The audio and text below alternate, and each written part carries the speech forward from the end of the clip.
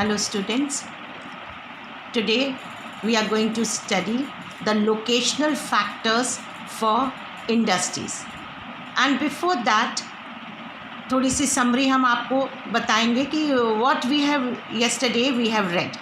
तो कल हमने आपको बताया था कि what are the factors we need for the industry।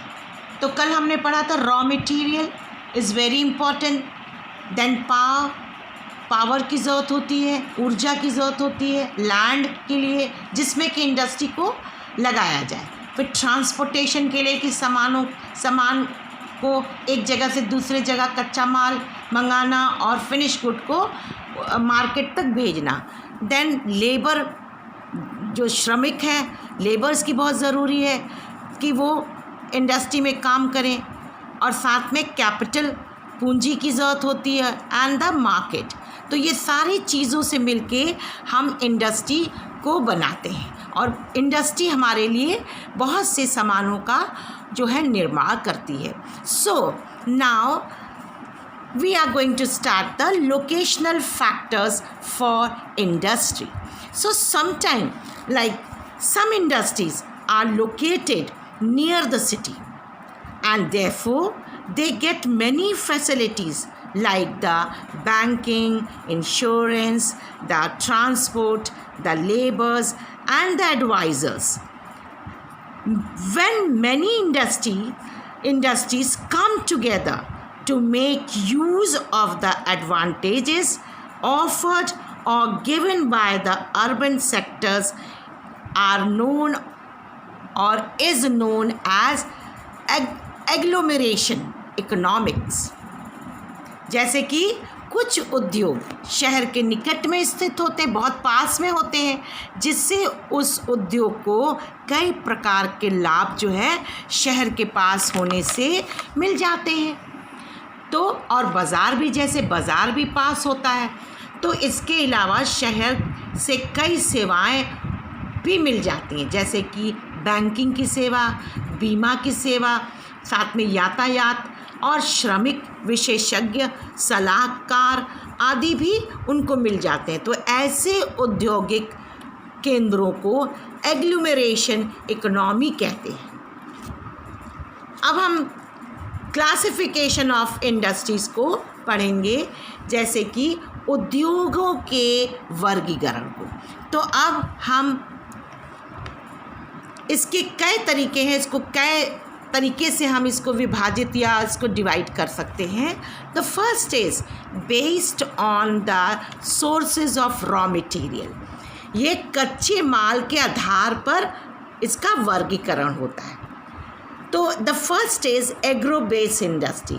इसमें सबसे पहले कृषि आधारित उद्योग है। तो we can see these industries obtain raw material from agriculture. ये एग्रीकल्चर से कृषि पर निर्भर होते हैं। तो in that we can see cotton, jute, textile, sugar, vegetable oil, rubber, paper fall under this category. जैसे कि कपास है, ऊन है, जूट है, सिल्क है, रबर है, चीनी है, चाय है, कॉफ़ी और वनस्पति तेल और कागज उद्योग इसके अंतर्गत आते हैं। नेक्स्ट देखेंगे मिनरल बेस्ड इंडस्ट्री, खनिज पर आधारित। तो this industry obtain raw material from minerals. कहाँ से ये इसको हम लोग ऑब्टेन करते हैं? खनिजों से निकालते हैं या खनिजों पर आधारित होती है, मिनरल पे बेस होते हैं। इसमें we can see the example iron ore या iron and steel, copper, aluminum, aircraft, automobiles, the fertilizers, petrochemical and the paint, glass and the pharmaceuticals etc. comes under this category। जैसे कि इस पे आप देख सकते हैं लोहा इस्पात, सीमेंट, पेंट, एल्युमिनियम, पेट्रोकेमिकल जैसे शीशा इसके अंतर्गत आते हैं। अब animal based industry, this industry या इसको आप हिंदी में बोलेंगे पशुओं पर आधारित। These industries depend upon animals for their raw materials like dairy, woolen, textile, pottery and the leather etc. Like इस पे हम इसको हिंदी में देखेंगे जैसे दूध का उत्पादन और ऊनी वस्त्रों को बनाना, साथ में मुर्गी पालन करना और चमड़े का भी उद्योग इसमें किया जाता है. Now forest based industry, these industries use forest products as their raw material. Example fertilizer, paper. जैसे ये वन पर आधारित होते हैं, जैसे उद्योग धंधे जो है वन पे आधारित, जैसे कागज़, माचिस, फर्नीचर, लकड़ी के सामान बनाना. Now we can see based on ownership. First क्या था? फर्स्ट हमने पढ़ा based on the sources of raw material. Second है बेस्ड ऑन ओनरशिप. तो इसके फर्स्ट पार्ट में देखेंगे पब्लिक सेक्टर इंडस्ट्री, सार्वजनिक सेक्टर उद्योग. तो these industries are owned and managed by government. ये कैसे है? सार्वजनिक क्षेत्र में लगे सरकारी एजेंसीज द्वारा प्रबंधित तथा सरकार द्वारा संचालित उद्योग. जैसे कि इसमें example, it is done for the social welfare. लोगों के लिए, पब्लिक के लिए, ये वेलफेयर के लिए होता है. तो इसमें the example is Bharat heavy electrical limited and the Steel Authority of India Limited.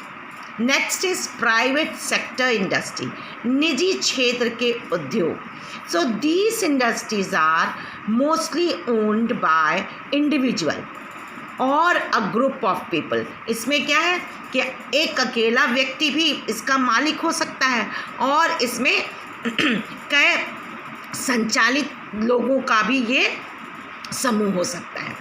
तो इसमें their aim is to maximize और टू गेन प्रॉफिट. इसका वन मोटो होता है कि इसमें वो ज़्यादा से ज़्यादा इसमें वो अपने फ़ायदे को कमाएं या अपने प्रॉफिट को वो बहुत ज़्यादा इंक्रीज़ कर दें. And they use the best possible available technology. जितना भी वो उनके पास टेक्नोलॉजी है, उस टेक्नोलॉजी से ज़्यादा वो सामानों को बनाने की कोशिश करते हैं. Like Reliance textile, Godrej and the Dabur and also the TISCO, Tata iron and steel corporation.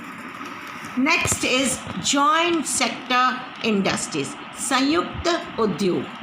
These are jointly operated by private and state agencies for socio-economic benefits.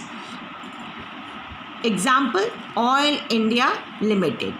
Like आप इसको हिंदी में देखेंगे वैसे उद्योग जो राज्य सरकार और निजी क्षेत्र के संयुक्त प्रयास से चलाए जाते हैं. जैसे दोनों से को मिला करके राज्य सरकार का 50% और निजी like the private and also the other agencies, state के एजेंसी मिल के ये इस काम को करती है, उद्योगों को चलाती है. तो उसका एग्जाम्पल आप ले लेंगे oil India limited. Now we will see the cooperative sector.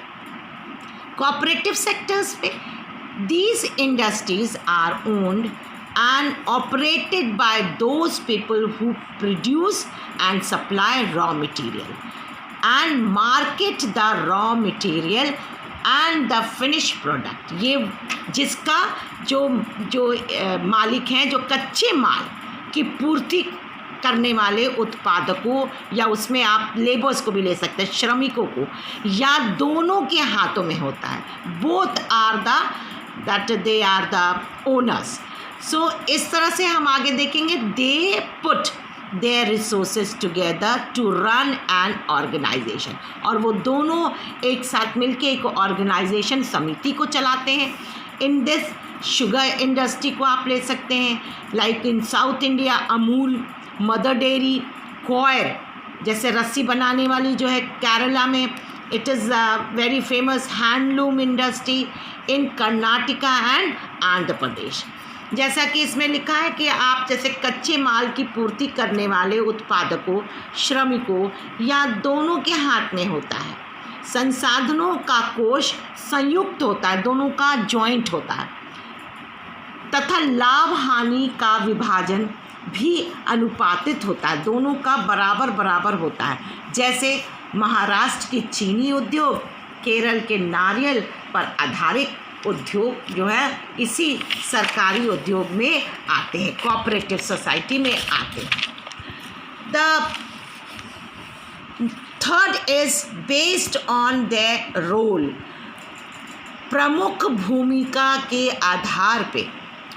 सबसे पहले द फर्स्ट इज बेसिक और की industry is the one which other industries depend. ये एक ऐसी इंडस्ट्री है जिस पे दूसरी इंडस्ट्रीज डिपेंड करती है। जैसे कि आप you can take the example कि like iron and steel industry, ये क्या है कि ये दूसरी इंडस्ट्रीज़ को, छोटी इंडस्ट्रीज़ को वो they provide the machineries. Like you can take the example of the cotton, jute, sugar cane industry को, they provide the big machines like the copper smelting, aluminium smelting and the cotton textile industries. आधारभूत उद्योग जिसके उत्पादन या कच्चे माल पर दूसरे उद्योग निर्भर होते हैं, जैसे लोहा इस्पात, तांबा, प्रगनल और द एल्युमिनियम उद्योग। The next part of the based on their role में consumer goods industry provide goods for direct consumption. ये डायरेक्ट कंजप्शन जैसे जो आप उत्पादन करते हैं उपभोक्ताओं तक सीधे पहुंचता है, तो cosmetics and the toiletries, utensils, electronic goods, furniture, stationeries, kitchen appliances।